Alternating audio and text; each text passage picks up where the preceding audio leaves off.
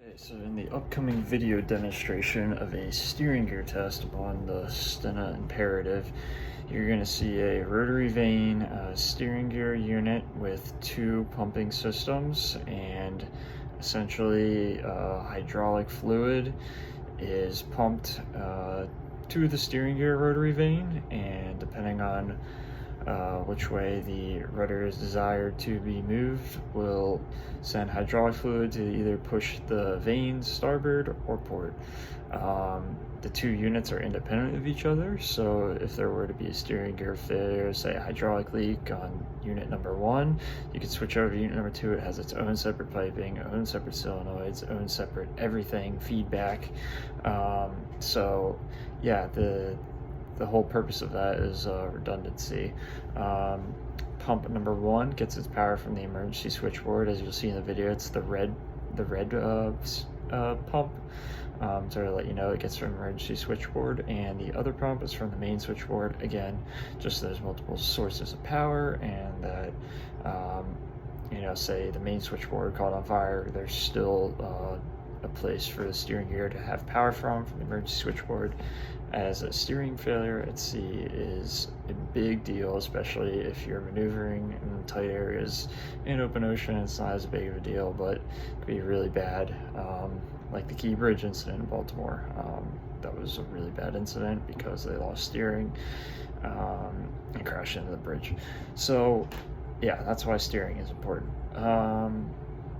So yeah, you're going to see in the video I go through a full CFR 33164 compliant test. Again, that test is required by the CFRs. It must be done at least 12 hours before departure or getting underway.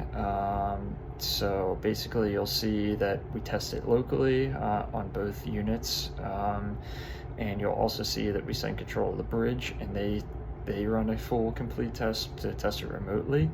And we also have to communicate what the heading repeater is down in the steering gear room, make sure it's matching what the bridge has. And we also go through, we're also looking at all the components on the steering gear, right? So there's the two follow-up gears that basically tell the control computer what degree the rudder's at, so that it knows to stop pumping once it reaches a certain degree, because the bridge will say 10 degrees starboard, and once it reaches 10 degrees that's those follow-ups are how it knows when to stop, right? So we'll check to make sure that they're free moving, it's not getting hung up. We have had problems before where the follow-up gear is getting hung up, so that's something we watch for in these tests. And overall, just everything goes smoothly. Again, the gear's not getting bound up, nothing out of the ordinary, just smooth, simple tests. Gears moving freely, the follow-ups are working freely, chains aren't rattling around on the follow-ups, and everything's tight, ready to go, no hydraulic leaks, no nothing. So yeah, that's what we're looking for down there. And yeah, you're going to see the test now. It is a little bit hard to hear, but essentially we start locally by checking the hydraulic fluid levels first in both the number one and number two sumps, making sure they're full.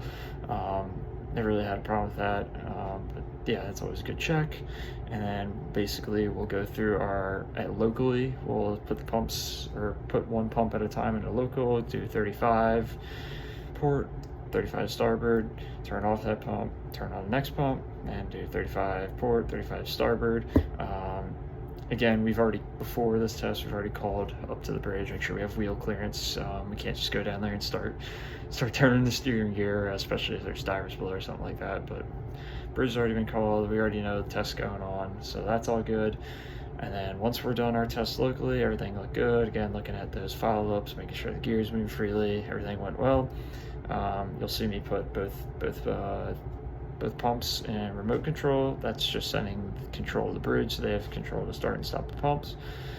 And then yeah, they're going to do the same thing. They're going to go, usually the bridge only does like 10 degrees port to starboard. They know we've already done 35, but yeah, they'll go on pump number one, do 10 degrees each way, and then look at pump number two, do 10 degrees each way. and then yeah, we'll call back. We'll tell them what the repeater says. I think in the video it was like 328 degrees or something. So if you can't hear that, that's what I say.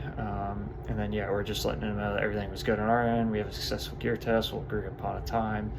And then after that, we'll just continue on our normal before departure checks, which is next is engine or telegraph. So anyways, hopefully you enjoy the video and you learn something.